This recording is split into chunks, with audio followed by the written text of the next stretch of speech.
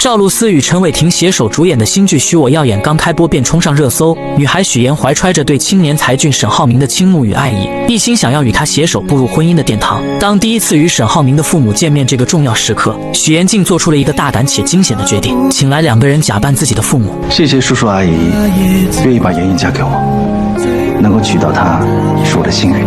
他精心策划着每一个细节，试图用这虚假的表象蒙混过关。见面现场气氛看似融洽，实则暗流涌动。沈浩明的父母本就心思细腻，在交谈过程中逐渐对许妍父母的身份产生了怀疑。他们不经意间聊起许妍父亲所在大学的事情，试图从这细微之处寻找破绽。许妍察觉到危机，内心虽紧张不已，但表面仍强装镇定。他提前给那2位假扮的父母做了大量功课，不仅带他们熟悉学校的位置，还让他们了解周边饭店的情况。面对沈浩明母亲对父亲身份的追问，许妍灵机一动，称父亲是研究人员，因工作性质特殊，相关信息难以查到。为了进一步坐实父亲是外国大学教师的身份，他甚至让假扮者模仿真正大学教师的签名，并在沈浩明父母面前成功签下了一模一样的名字。一番操作下来，众人一律赞消，打算前往院子继续商讨婚礼事宜。然而就在沈浩明的母亲和许妍单独走在路上时，局势急转直下。母亲面色凝重，直接说出了一个惊人的消息：他们是你的亲生父母吗？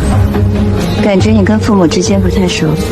原来在吃饭时，他就发现了一个关键细节：母亲给许妍加的鸡蛋，许妍一口未动。他深知若是亲生父母，不可能不清楚女儿的喜好。就在那一刻，他对许妍父母的真实身份起了疑心。许妍听闻心中一惊，但很快又镇定下来，无奈之下只能编造另一番说辞。他声泪俱下地诉说自己的身世，称父母从小便离开他去了外国，自己一直跟着姥姥长大，基本没见过父母，也未曾感受到家人的关爱。这一次若不是因为结婚，父母根本不会回来。他表示自己是为了给对方留下好印象，才故意营造出家庭和谐的假象。沈浩明的母亲听后感同身受，她想起自己曾在沈浩明小时候出国打工，深知缺少家人陪伴的痛苦。就在这时，保姆前来有事相告，母亲安慰了许妍几句后便离开了。一波未平，一波又起，许妍刚松一口气，便接到了欢欢的电话。原来她从策划转变为活动主持人的申请又一次被驳回了。这对一直努力想要在事业上有所突破的许妍来说，无疑是一个沉重的打击。一切只是刚刚开始，这件事情还没有这么快下定论。到了晚上，许妍带着那2位父母来到酒店，她神色疲惫却仍强打精神，对他们说只要完成婚礼，任务就算完成。安排好父母后，许妍独自走进电梯，狭小的空间里，她终于卸下了伪装。用谎言构建的人生，我拼尽全力将它筑为堡垒，可是在沙滩上又怎么会有城堡？第二天，许妍如往常一样来到演播现场，她试图将昨晚的烦恼抛诸脑后，全身心投入到工作中。然而现实却并未如她所愿。主持人孙思维姗姗来迟，一见到身为策划的许妍，便摆出一副咄咄逼人的架势。他认为许妍只会在背后搞小动作，对许妍的工作能力百般质疑。他吐槽台词极度不通顺，抱怨请来的嘉宾一次比一次差，甚至对许妍提出的建议也充满敌意，觉得那是在挑战他的权威。你有那精力，还不如花心思怎么讨好我。这节目我说了算，我一句话就能滚蛋。许妍站在一旁，默默忍受着这一切。她心中委屈，却又无处诉说。在这个充满竞争与压力的职场环境中，她努力想要证明自己，却总是遭遇各种阻碍。而感情方面，她用谎言编织的爱情之网，也不知何时会突然破裂。赵露思新剧刚一开播，便让人知道了什么才是职场的霸凌。许妍这位怀揣着梦想与热情的职场人，在公司的舞台上奋力拼搏。他答应来了，夏梦老师很有兴趣，说要看一下整个时间的。那就是没有谈好了。然只因他未能请到公司心心念念想要邀请的人物，公司便立刻翻脸不认人，以他的节目收视率持续走低为借口，毫不留情地发出威胁，若是下次收视率继续下滑，便准备将他辞退。这突如其来的打击狠狠地砸在许妍的心上。许妍虽满心疲惫与委屈回到家中，但她并未选择沉沦，于是她强打起精神，准备继续投入到工作中。就在这时，男友沈浩明的出现如同一束光照进了他略显灰暗的世界。沈浩明竟直接拿出了公司想要邀请的3木老师的联系方式，这无疑是一个巨大的惊喜。你怎么会知道我的工作安排？因为在你那边有我的信任。然而许岩敏锐地意识到情况有些不对劲，她立刻试图转移话题，问起男友对昨天自己父母的印象如何。可沈浩明却显得有些漫不经心，他觉得这与自己无关，在他心中，爱的人只有眼前的许岩。在这美好的夜晚，二人深情拥吻，仿佛外界的一切纷扰都与他们无关。但他们之间的故事还得从半年前说起。那时身为策划的许岩，为了能邀请更多的人参与自己的节目，可谓是绞尽脑汁，而沈浩明便是他目标名单中的一员。为了能见到心心念念的沈浩明，许岩付出了多日的不懈努力，终于他以想要成为学徒的身份，获得了与沈浩明见面的机会。初次见面，许岩便被安排了一个任务，修剪面前的龙舌兰。这对于许岩来说，既是一个挑战，也是一个展现自己的机会。他不仅将龙舌兰的各种专业知识娓娓道来，还自信满满的说出自己修剪的方向是让龙舌兰按照自己的意愿生长。这一番独特的言论瞬间引起了沈浩明的注意。沈浩明不知不觉来到了许岩面前，静静聆听他的谈论。许岩越说越投入，眼神中闪烁着对职务和工作的热爱。他的每一句话都仿佛带着魔力，让沈浩明对这个女孩产生了浓厚的兴趣。这时沈浩明话锋一转，提到了许岩的工作。明天来上班吧。不过你来我这儿，那你的工作怎么办，许小姐？原来他早已暗中调查了许岩的身份，得知许岩为了接近自己，竟学习了如此多的知识。刚刚的一番话更是让他刮目相看。不过沈浩明依旧态度坚决，不想接受任何形式的访问。就在他准备转身离开时，许岩拿出了自己精心准备的礼物——著名的植物学家伊丁老师亲自制作的剪刀。这把剪刀不仅是一件珍贵的工具，更是许岩诚意的象征。沈浩明这才发现，眼前这个女孩真的做足了功课。或许是被许岩的真诚所打动，沈浩明也拿出了一份礼物回赠。许岩满心期待地打开，发现竟是一瓶桂花蜂蜜。本以为这只是个意外的许岩，却从沈浩明的口中听到了关于自己的事情。原来沈浩明关注到了他发在网上的文章，文章中许岩表达了对外婆做的桂花酱的喜爱，于是沈浩明便送上了这瓶桂花蜂蜜。这份细心与体贴让许岩心中涌起一股暖流。第二天，许岩像往常一样来到公司，然而职场的风云变幻从未停歇。刚一坐下，同事便不怀好意地凑了过来，又一次问起了有关沈浩明的事情。许岩此刻还没有任何新的消息，只能无奈地应付着。同事的追问让他有些喘不过气来。好在同事离开后不久，许岩接到了沈浩明的消息，让他来金达集团找他。这消息让许岩的心情瞬间明亮起来，他精心打扮了一番，怀着期待的心情前往金达集团。然而命运似乎总爱开玩笑，当许岩终于见到日思夜想的沈浩明时，意外却突然降临。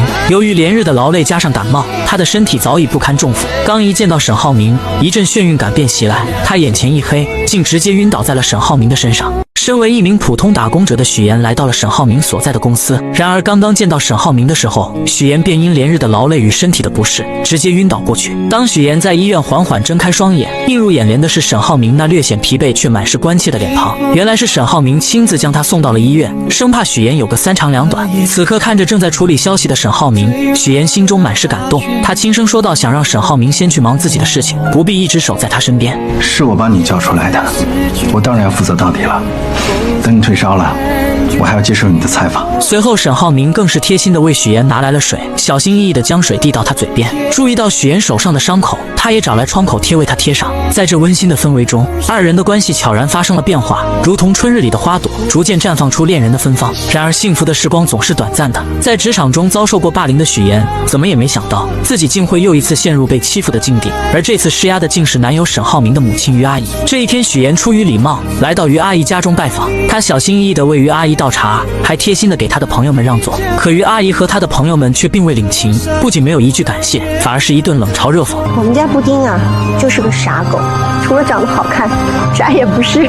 许岩强忍着心中的委屈，默默承受着这一切。这时佣人前来更换水果和水壶，许岩见状便主动上前帮忙。二人一同来到后厨，佣人看着许岩，忍不住说道：“许岩和其他人不太一样。”许岩微微一愣，佣人接着又说：“头发这么毛躁，和其他人顺滑的头发差远了。”许岩心中一阵酸涩，却只是勉强笑了笑。就在这时，于阿姨突然来到后厨，许岩本以为她会留自己下来吃晚饭，没想到于阿姨却冷冷地说：“去会所把晚上需要的菜拿回来。”说完便又约许岩周六上午二人见面好好聊聊。许岩这才意识到自己与这个家庭之间有着一道难以跨越的鸿沟。回到公司上班的许岩来到主任的办公室，将下一期的策划书交给了他。本想着尽快离开的他，却被主任拦了下来。昨天还嚷嚷着要开除许岩的主任，此刻却换了一副面孔，他他一脸诚恳地说自己对他期望很高，让他先做节目策划是为了镀金，为以后当主持人做准备。许岩心中燃起了一丝希望，可主任接下来的话却如同一盆冷水，浇灭了他刚刚燃起的火焰。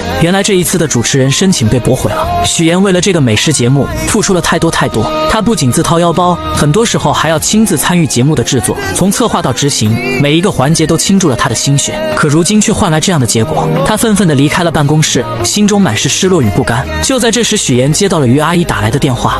吃饭的地点跟时间我都发你手机上。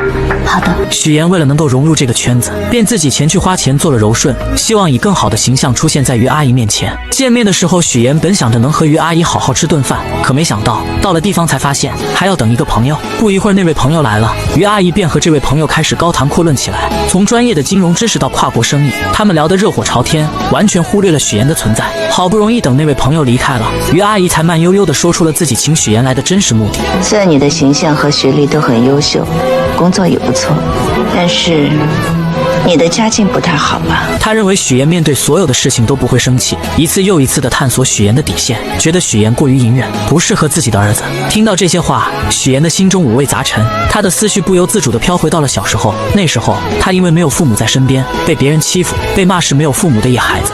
我是野孩子，我有爸爸妈妈在外国，在很远的地方。他只能默默忍受，把所有的委屈都咽进肚子里。如今面对于阿姨的刁难，他仿佛又回到了那个无助的童年。Syracuse University 是我父母在国外任职的学校，他们从小教育我，无论遇到什么样的环境，教养和风度是基本的礼貌。只是我没有想到，在您看来是胆怯和隐忍。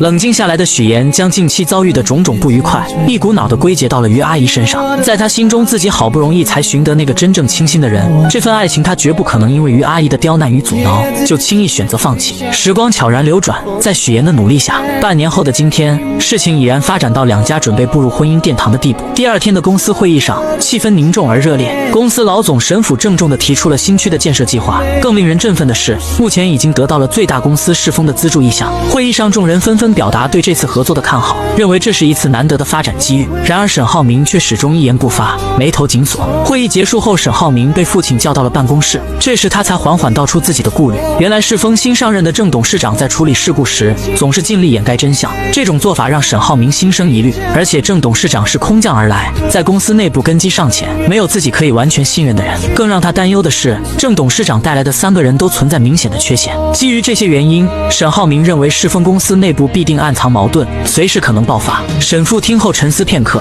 却有着不同的看法。他觉得郑董事长能做到这个位置，绝非等闲之辈，不可能如此简单。建筑行业的水源比想象中要深，其中的复杂关系和利益纠葛不是轻易能看透的。最后，沈父语重心长地让沈浩明这段时间安安稳稳地度过，多去熟悉公司内部的事务，为未来的发展做好准备。另一边，三木老师成功与节目达成了合作，这其中不仅仅是因为沈浩明的牵线搭桥，更是因为许岩的真诚与负责。即便面对身处外国的三木老师，许岩也能做到及时回复消息，这种敬业精神让三木老师十分赞赏。于是二人约定下次和沈浩明一起吃饭。然而就在许岩满心期待的时候，突然接到了于阿姨的电话。喂，于阿姨，现在吗？我还有，没问题。你把地址发给我。电话那头于阿姨的声音不紧不慢，让许岩前往售楼处。许岩心中虽有疑惑，但还是匆匆赶了过去。当他到达售楼处时，才发现原来是于阿姨来为他们挑选结婚用的房子。许岩心中一紧，他知道于阿姨又准备开始测试他了。于阿姨看着许岩，嘴角微微上扬，带着一丝不易察觉的挑衅，让身为建筑世家出身的许岩给出选房建议。许岩强装镇定，装作仔细查看房子的样子，心里却早就乱成麻绳了。他深知自己的每一个建议都可能被于阿姨挑出毛病，成为攻击自己的把柄。就在事情即将被揭露，许岩感到无比窘迫的时候，沈浩明如同一束温暖的光出现在了他的身边。沈浩明轻轻握住许岩的手，给他一个安心的眼神，然后巧妙地化解了这场尴尬。如果没什么事，我跟我女朋友约会去了啊。随后二人来到沈浩明的职务室内，这里绿意盎然，沈浩明亲自为许岩做套口。在温馨的氛围中，他向许岩说起自己喜欢龙舌兰的原因。在他眼中，龙舌兰有着顽强的生命力，它积蓄力量，一生只爆发一次，这种美好让他深深着迷。说着，沈浩明拿出了自己己精心准备的手表送给许妍。他提到许妍为了争取成为主持人，付出了无数的努力，而此时的主持人却经常去自己妈妈那里告状，试图阻止许妍的发展。许妍听着沈浩明的话，心中五味杂陈，既有对未来的憧憬，也有对眼前困难的担忧。但在这短暂的时光里，二人在植物室内享受着这份宁静与美好。第二天，许妍带着一条奢侈品的围巾，满心欢喜的前去送给婆婆于阿姨。她以为这份精心挑选的礼物能够得到于阿姨的认可，拉近彼此的距离。然而现实却再次给了她沉重的一击。于阿姨看着围巾，脸上没有一丝喜悦。虽然围巾的品质很好，但款式却根本不符合她的喜好。许妍看着于阿姨冷漠的表情，心中一阵失落。她这才深刻地意识到，要真正融入这个圈子，成为其中一员，是何等的艰难。为了能尽快融入那个看似光鲜却难以接近的富婆圈子，许妍绞尽脑汁，最终把目光投向了家中的女佣。她觉得从女佣这里或许能打开一条融入圈子的捷径。许妍拉着女佣一同前往超市，在超市的货架间穿梭时，女佣像是打开了话匣子，不经意间说起曾经沈浩明也带过一个女朋友回家。可那个女孩在于阿姨的小圈子里并不讨喜，各种表现都没能入于阿姨的眼，最终被于阿姨毫不留情地否决了。许妍听着瞬间明白过来，于阿姨他们根本就没有真正接受自己，之前的种种不过是表面的敷衍。但她没有气馁，反而暗暗下定决心要主动出击，想尽办法融入这个圈子。第二天，许妍精心打扮后，和于阿姨等人来到了网球场。其实她对网球一窍不通，但为了能融入这个圈子，她还是硬着头皮来了。看着于阿姨他们在球场上挥洒自如，许妍只能在旁边干着急。不过她很会察言观色，在于阿姨他们休息的时候，主动跑过去帮他们捡起散落在地上的网球。这时于阿姨看着许妍，开口说起许妍家中的事情，语气中带着一丝审视。都是知识分子，在国外很多年了。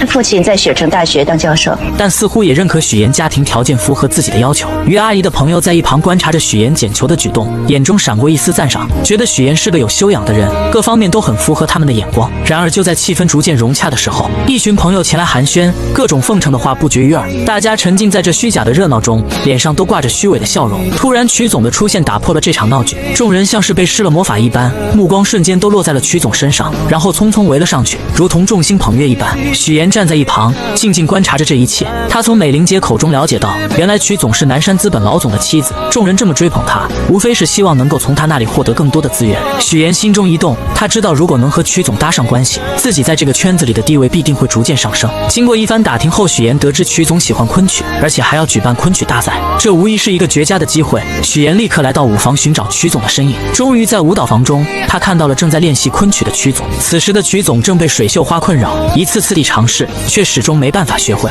许妍知道这是自己表现的好时机，她赶忙请来老师帮助自己学习水袖花。可老师告诉她，最快学会流水袖也需要1个月的时间。1个月对于急于融入圈子的许妍来说太漫长了，但她没有退缩，开始了日复一日的刻苦练习。无论是在家里还是在演播室，只要一有空闲时间，许妍就会练习。她的手臂因为长时间的挥动而酸痛不已，但她始终没有放弃。终于在日复一日的坚持下，许妍成功学会了流水袖。她的努力没有白费，日复一日的坚持也让曲总注意到了她。曲总对这个勤奋又执着的女孩产生了兴趣，主动和许妍搭上了话。许妍心中暗喜，她知道自己的计划初见成效。为了能在这个圈子里立足，许妍开始用谎言编织自己的周围。真好，谢谢。我听老师说你才开始学啊。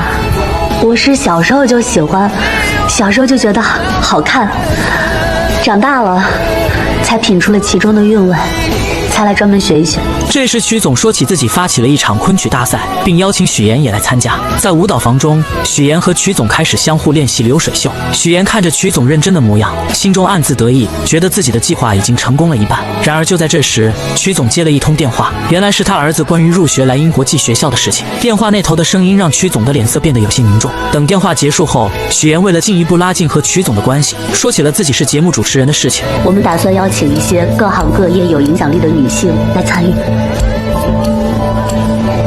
抱歉，我还有别的事儿，先走了。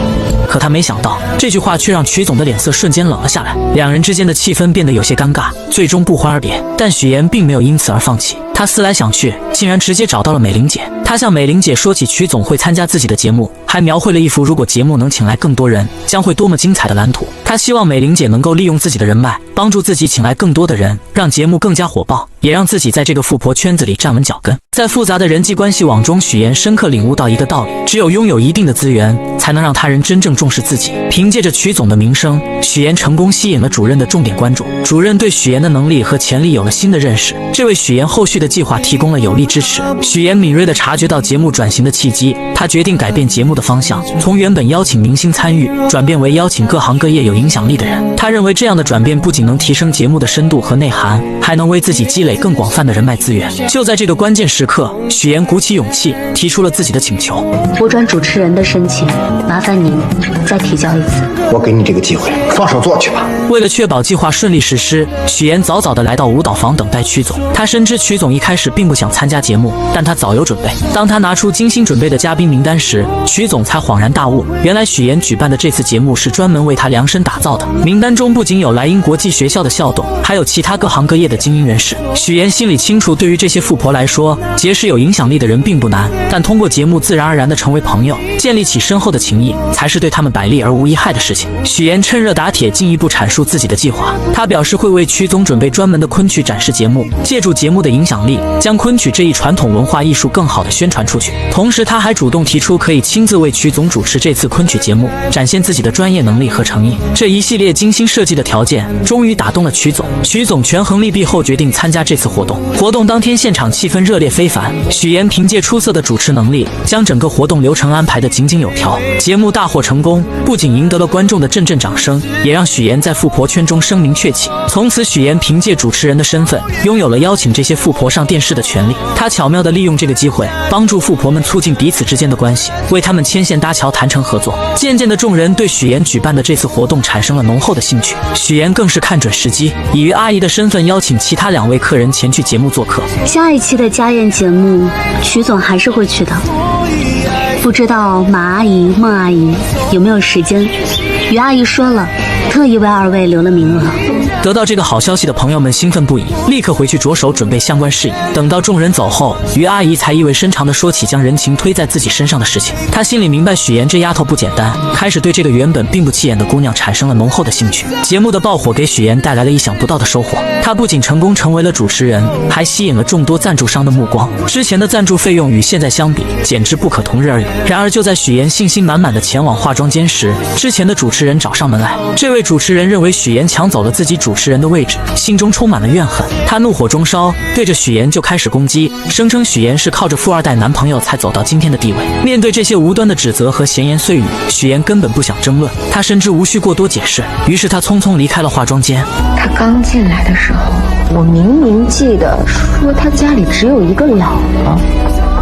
什么时候父母在国外了，还成高知家庭了？回到演播室后，许妍迅速处理好所有的事情，她调整好自己的状态，准备回家好好休息一下。然而当她路过电视时，意外地看见电视上正在播放新闻主持人的画面。从小就被新闻主持人吸引的她，在这一刻仿佛回到了童年，心中涌起一股熟悉而又温暖的感觉。她呆呆地站在电视前，眼神中透露出对新闻主持行业的向往和憧憬。直到男友前来打断她的思绪，准备带她回家，她才缓缓回过神来。第二天，在家中的众人一起看着电视中播出的新闻，原本大家都沉浸在新闻内容中，突然电视中的一个人引起了许妍的注意。你是山西人是吗？推动城市建设，提升道路狭窄，对，基础设施。那个大云县你去过没有？不仅拓宽了街道，还设置了无障碍通道，并在整个商区的建筑外。我姥姥就是大云县云来村的。对了，叔叔，您去出差没有多玩2天？没有，我就是过去剪了个彩，来去匆匆嘛。许妍正沉浸在电视节目中，眼神漫不经心地扫过屏幕，突然一个熟悉的身影映入眼帘，父亲出现在了电视画面里。那一刻，紧张感瞬间从他内心深处传来，心脏不受控制的剧烈跳动。他心里清楚自己一直隐藏的秘密，极有可能在这一刻被无情揭穿。与此同时，在遥远的山西，许妍的真父母正经营着一家小小的理发店。此时，父亲正一边熟练地为顾客烫着头发，一边和顾客闲聊。他脸上带着几分感慨，说起家中的情况。小女儿不在身边，平日里连个消息都很少，还是大女儿贴心，一直留在自己身边陪着。而且大女儿也快结婚了，女婿在银行工作，有着一份体面的职业。然而他们不知道的是，此时他们口中的大女儿乔琳正在经历一场噩梦。乔琳遭受了别人的咸猪手，在愤怒和反抗之下，一番激烈的闹腾后，她和对方一同进了局子，直到男友匆匆赶来，才将乔琳从局子里接了出来。男友的父母得知此事后，顿时火冒三丈，他们觉得儿媳给自己丢了脸，在亲戚朋友面前抬不起头来。儿子见状，赶紧拿出了这次准备婚礼的各项费用清单，还说明份子钱会上交给父亲。可当话题转到酒桌安排时，母亲却不乐意了，她认为只摆20桌实在太少，根本不够气派。但儿子无奈地解释，银行有规定，员工不能参加20桌以上的宴席。母亲听后立刻将矛头指向了乔琳，阴阳怪气地说她败坏了自家的名声，很可能会影响儿子的工作。在这巨大的压力之下，乔琳感到无比委屈和绝望。我算好了，还剩下17866，应该够咱们俩度蜜月的了。你自己度去吧。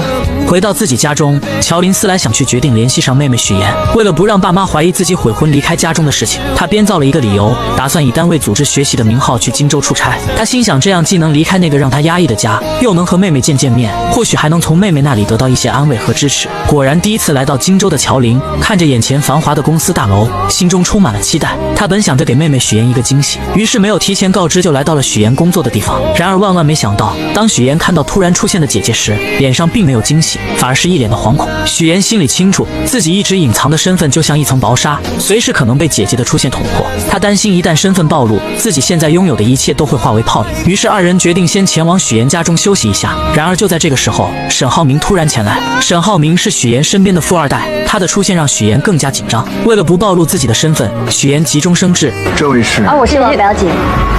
他来找我。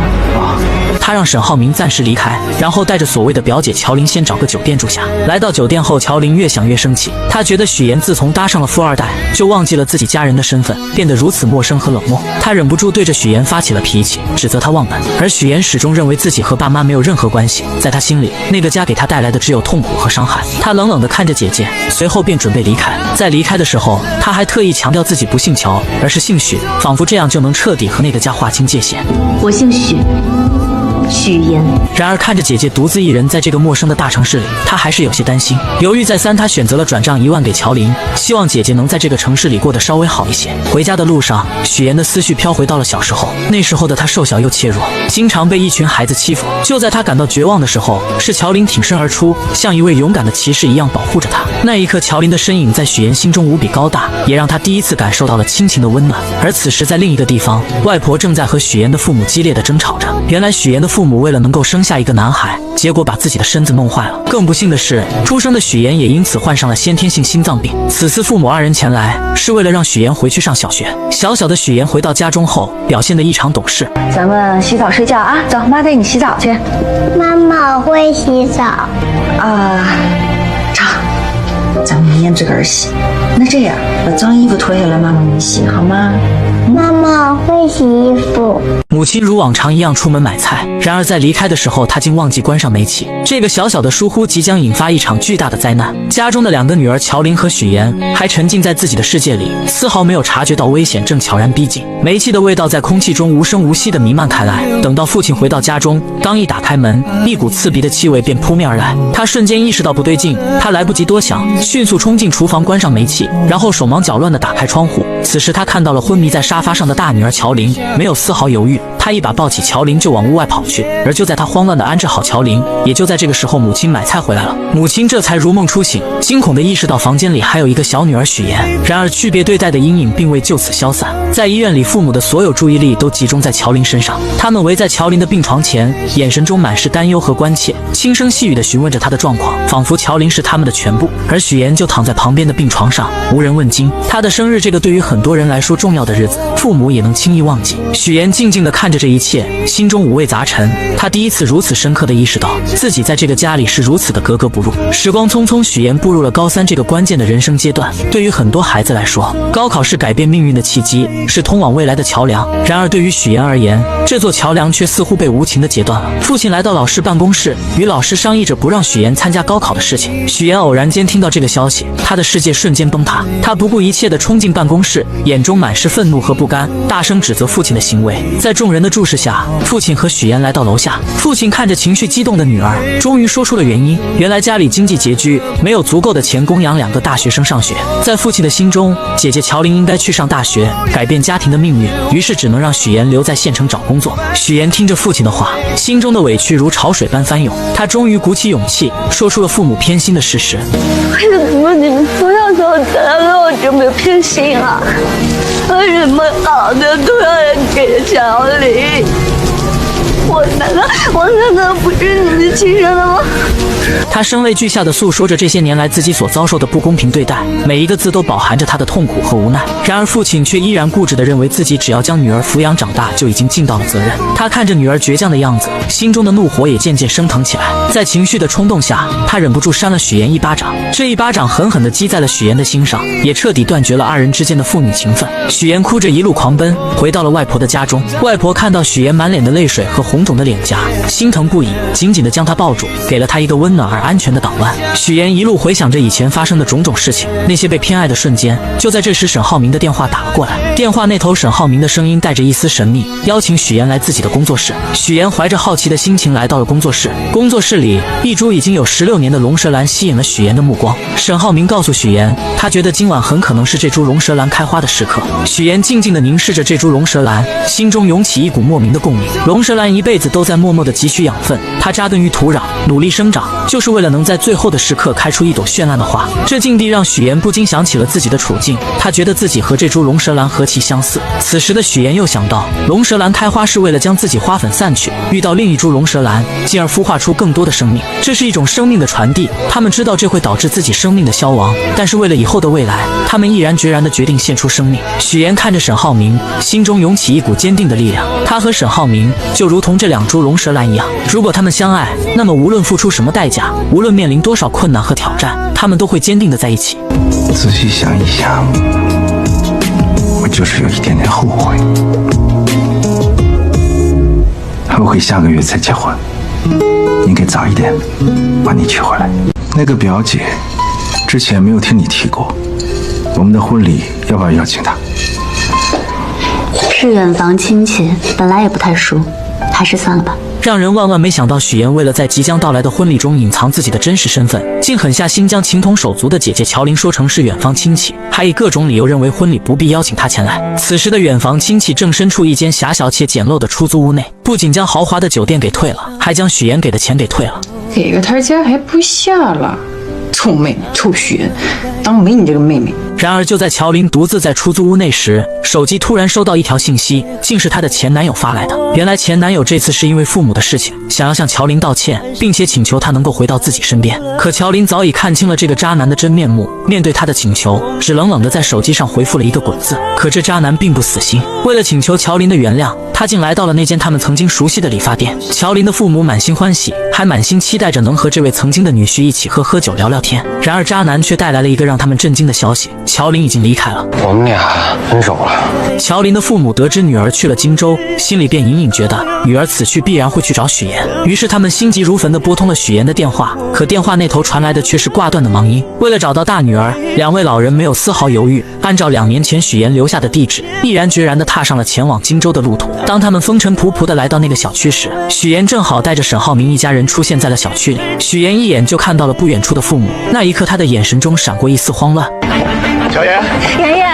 而就在这时，真正的2家人就这样毫无预兆地见面了。许妍精心编织的所有谎言，在这一瞬间如同泡沫一般被无情地戳破。沈浩明一家人得知了事情的真相后，脸上满是愤怒与失望。他们认为许妍是为了骗婚才做出这一系列的事情，于是纷纷开始责怪许妍的所作所为，指责声如同潮水一般向许妍涌来，让她有些招架不住。就在许妍感到绝望的时候，于阿姨轻轻地将她唤醒。原来刚刚所发生的一切都不过是许妍自己想象出来的场景罢了。就在这时，沈浩明突然说道：“下午3点3叔的飞机就要到了。”众人无奈之下，只能暂时放弃做客，选择去接机。在送别沈浩明一家人后，许妍的爸妈也发现了他，随后他们也来到了这个充满故事的地方。于是真假父母在此刻戏剧性的相见了。假父母看到情况不妙，连忙解释自己是婚庆公司的人，然后便匆匆离开了此处。真父母看着即将结婚的许妍，内心开始慌张起来。他们不明白女儿为什么要隐瞒这么多事情，而此时的许妍却冷冷地说出自己不打算邀请父母前来参加自己的婚礼。这句句话如同利刃一般刺痛了父母的心。愤怒的父母刚要发作，许妍却将姐姐的地址告诉了他们，然后便头也不回地离开了。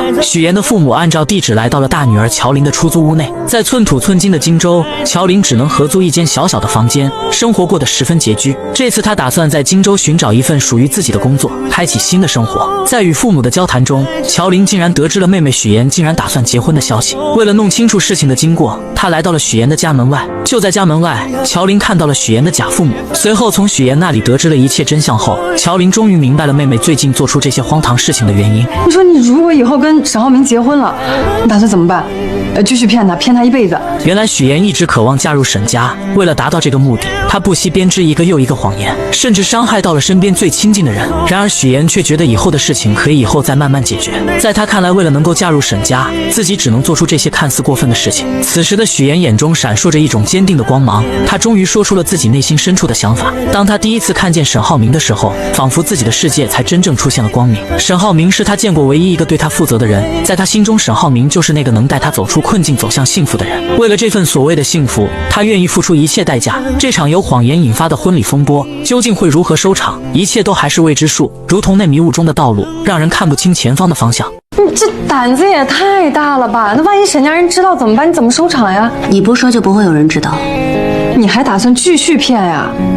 你说你这么聪明，你干嘛干这么愚蠢的事儿呢？当姐姐乔琳终于找上门来，将所有的事情都了解清楚后，她才惊觉妹妹在这个节骨眼上似乎真的邂逅了所谓的真爱。然而乔琳的内心依旧充满了忧虑，在她看来，谎言终究有被拆穿的那一天，到那时一切美好的幻想都可能化为泡影。可此时的许妍却陷入了自己的执念之中，她觉得自己的事业正处于上升期，而这份来之不易的爱情更是她生命中的救赎，是她无论如何都要紧紧抓住的。在她心中，事业和爱情缺一不可，她坚信自己有能力将这两者都牢牢掌控在手中。告别姐姐后，许妍独自坐在家中，品尝着姥姥亲手做的桂花蜜。就在这时，手机铃声突然响起，是沈浩明打来的电话。原来沈浩明在查看婚礼名单时，发现自家那边来参加婚礼的家人数量众多，而许妍这边却只有她的爸妈和2位同事。许妍见状，只好无奈地解释，称家中亲戚平时不常走动，彼此关系比较疏远，所以不想邀请他们前来参加婚礼。就在这时，沈浩明不经意间提到了姥姥，他眼中闪烁着温柔的光芒，诚恳地说自己想陪着许妍一同回去探望姥姥。许妍心中一紧，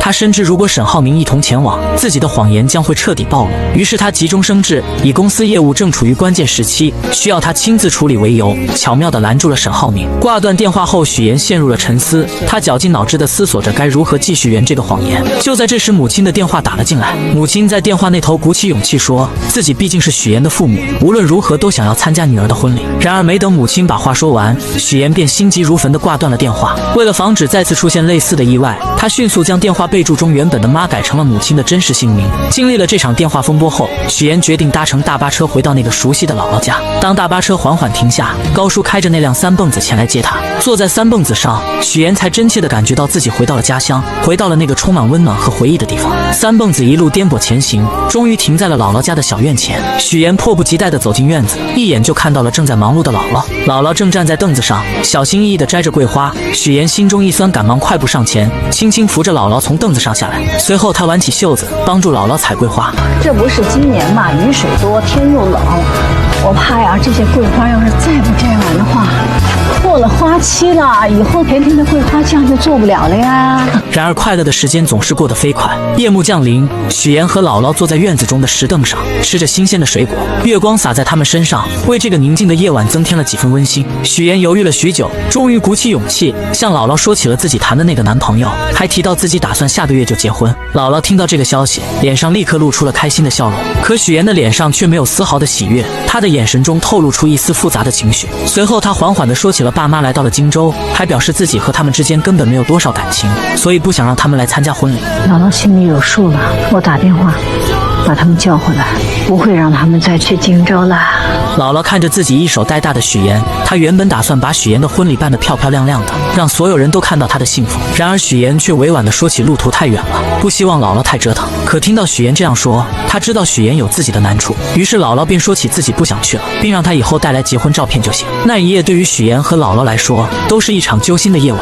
当许妍将剩下的水果放进冰箱时，意外地看到了冰箱中满满的都是姥姥亲手做的桂花蜜。那一瓶瓶桂花蜜仿佛是姥姥对她无声的爱。许妍再也忍不住了，泪水夺眶而出，顺着脸颊滑落。对姥姥的感情在这一刻终于彻底爆发，那些被他压抑在心底的思念和愧疚，如同决堤的洪水一般汹涌而出。我一定会接你到荆州去，我一定会让你过上好日子。许岩自幼便在姥姥的悉心照料下长大，内心中对姥姥的情感也格外深厚。当他独自坐上返回荆州的大巴车，而他的思绪却不由自主地飘回到了那些与姥姥共度的珍贵时光。小时候每一次生日回到姥姥家，姥姥早早的就为他准备了香甜的生日蛋糕，让年幼的许岩满心欢喜。也就是在那个时候，姥姥语重心长地对许岩说，一定要努力学习，将来考上好大学，离开这个偏远的地方，去见识更广阔的世界。姥姥的话语也成功照亮了许岩前行的道路。许岩没有辜负姥姥的期望，他凭借着自己的努力和坚持，成功考入了荆州传播大学新闻传播学院。当他收到录取通知书的那一刻，激动与喜悦涌上心头，他第一时间就想到了姥姥，想要与她分享这份来之不易的喜悦。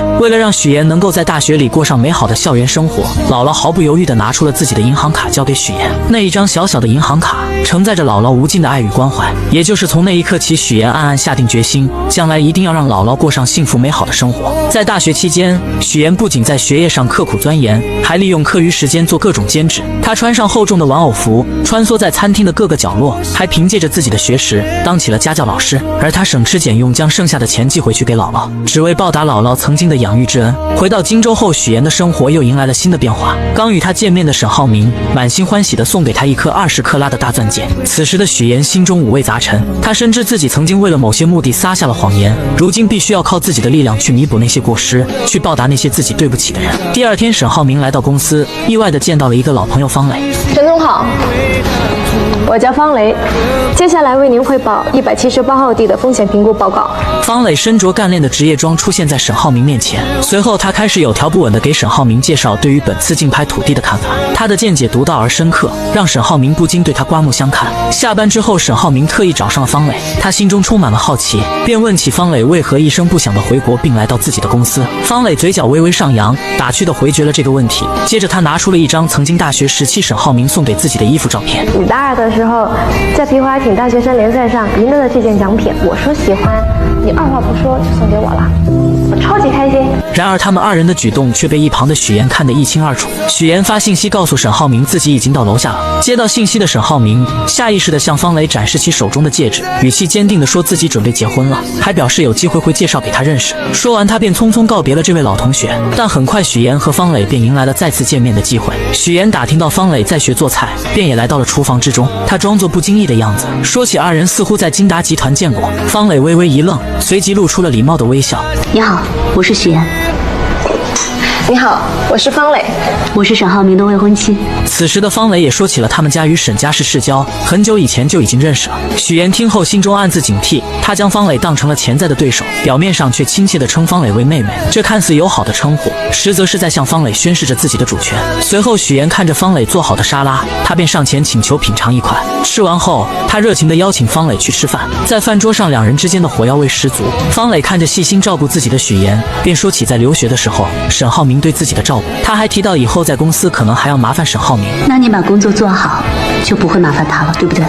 眼看在言语上似乎占不到上风的方磊，便说起了许岩这么漂亮，和沈浩明即将要结婚，自己准备给二人当伴娘。在这场爱与较量的复杂乐章中，许岩、沈浩明和方磊三人之间的关系错综复杂，他们的故事有将会如何发展？在众人期待的目光中，许岩身着一袭洁白如雪、精致绝伦的婚纱，宛如从童话中走出的公主。她手捧着馥郁芬芳的鲜花，缓缓地朝着站在台前的爱人沈浩明走去。此刻，沈浩明身着笔挺的黑色西装，眼神中满是深情与期待。当许岩终于走到他身边，两人相视一笑，随后他们一同挽起手臂，迈着坚定而又和谐的步伐，一步一步走向那象征着永恒与幸福的婚姻殿堂。在众人的瞩目下，他们来到了台前，司仪面带微笑开始主持这场神圣的仪式。许岩和沈浩明在司仪的引导下，缓缓伸出双手，交换着那承载着彼此承诺与深情的婚戒。当两枚婚戒稳稳地戴在对方的手上时，仿佛时间都为之静止。紧接着，在这幸福洋溢的日子里，他们相互拥吻在一起。台下的众人被这温馨浪漫的一幕所感染，纷纷响起了热烈而持久的掌声，一同见证着这美好的瞬间，为他们的爱情送上最诚挚的祝福。然而婚礼的热闹氛围还未完全消散，仪式结束后，众人便开始忙碌地招待剩下的宾客。就在这时，一个意想不到的人出现了，真正的外国大学老师许叔叔。许叔叔夫妻二人不经意间看到结婚照上的许妍，我怎么看着像佳佳的同学许妍？是有点像啊，是他吧？许叔叔随后来到许妍面前，许妍看到他的那一刻，内心犹如翻江倒海一般慌张起来。他最担心的事情似乎要发生了，他害怕许叔叔的前来会无情地揭穿他父母的真实身份。毕竟这场婚礼上他所呈现的父母形象都是精心伪造的。于是他强装镇定，试探性地问起许叔叔本次回国的原因。当得知许叔叔要多留在国内几天时，他的心瞬间提到了嗓子眼，仿佛一场暴风雨即将来临。就在他们交谈的时候，沈浩明恰巧来到了这里。在众人的热情邀请和一番介绍之下，许叔叔成功被邀请前去一同参加宴会。此时的许妍内心之中变得极度不安起来，就连在给宾客们敬酒的时候，她的眼光还是不断偷偷看向一旁的许叔叔，生怕他会突然说出什么不该说的话。然而怕什么来什么，就在这个时候，许叔叔竟然和贾父母之间碰面，并开始交谈起来。许先生，您在国外是从事建筑研究？哦，建筑行业，那您跟我的亲家是同行啊？是吗？这是双重缘分，双重缘分。许妍看到这一幕，只觉得脑袋嗡的一声，她感觉事情开始走向了一个极其危险的方向，自己精心编织的谎言即将被无情的戳穿。也就在这个时候，沈浩明看出了许妍似乎有心事一般，眼神中满是关切，他轻声让许妍前去照顾爸妈。许妍听到这话，急忙出现，巧妙地缓解了即将要露出马脚的谎言。随后为了彻底消除这个隐患，许妍灵机一动，提议让众人一起合一张照片。随后他示意贾母动手，自己则假装要去叫沈浩明匆匆离开。随着贾母故意推倒贾父的胳膊，红酒瞬间洒在了许叔叔的身上。许叔叔微微一愣，随即笑着说出自住在楼上，自己去换套衣服就行了。这场危机也终于暂时被缓解了。许妍长舒了一口气，但心中的不安却并未完全消散。另一边，沈浩明带着方磊向一众朋友们介绍，说这是他的妹妹，法律系毕业，如今还单身。方磊本就气质出众，再加上这番介绍，很快便吸引了很多人的注意，很多人纷纷主动加上他的微信。等到忙完一切的沈浩明回到房间中准备休息的时候，手机突然震动了一下，是一条方磊的信息。无边泳池见，你说喝醉的人是不是很容易淹死啊？随后沈浩明看着睡着的许妍，心中经过一番挣扎后，决定前去面见方磊。他本想着让醉酒的方磊尽快上岸，然而方磊却自顾自地说自己想要在这里醒酒，眼神中带着一丝倔强与落寞。就在沈浩明准备无奈离开的时候，你真的不怕我像我姐那样淹死吗？不要轻易说淹死这个词，对谁都不好。然而他们不知道的是，他们之间见面的事情已经被许妍尽收眼底。这场婚礼所带来的风波似乎还远远没有结束。沈浩明，我爱你。我已经结婚了，请你自重。让人始料未及的是，在沈浩明与许妍大婚当夜，方磊竟在这个特殊时刻向沈浩明毫无保留地表达出了自己的心意。不仅如此，方磊还对许妍冷嘲热讽起来，直言许妍刚见面时就刻意装作清纯的模样，在他眼中许妍俨然成了一个心机深沉的女子。当他追问沈浩明为何要与许妍结婚时，沈浩明面色微沉，并不想回应这个问题，随后便匆匆离开了这个充满火药味的地方，只留下方磊一人站在原地。第二天原本是沈浩明和许妍满心欢喜准备去国外度蜜月的日子，然而就在他们即将出发时，方磊竟然不期而至。情敌见面分外眼红，空气中瞬间弥漫起一股紧张的气息，二人又一次不可避免地吵了起来。你浩明哥还带你去过哪些地方？麻烦你都整理好发给我。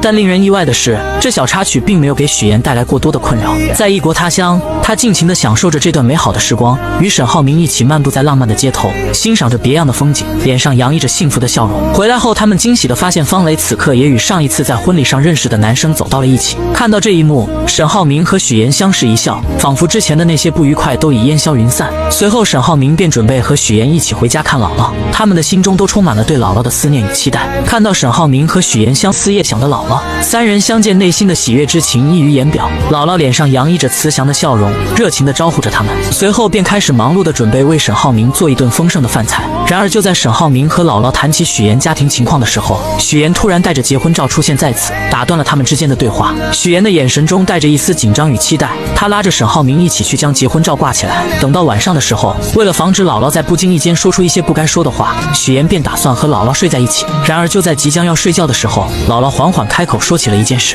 你爸爸前一段时间身体不太好，到医院去检查，检查报告出来了，说他肺上有肿瘤。